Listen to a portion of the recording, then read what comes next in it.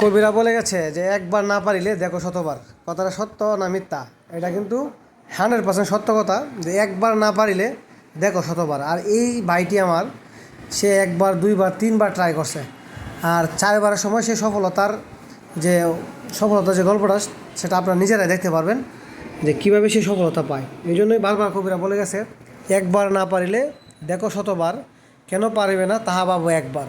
এই যে কথাটা, এই কথাটা কিন্তু আজকে এটার মধ্যেই বোঝা যাচ্ছে যে একবার না পারিলে দেখো শতবার। এটা হচ্ছে বাস্তবতা। আর এই বাস্তবতা এমনভাবেই উপলব্ধি করা দরকার।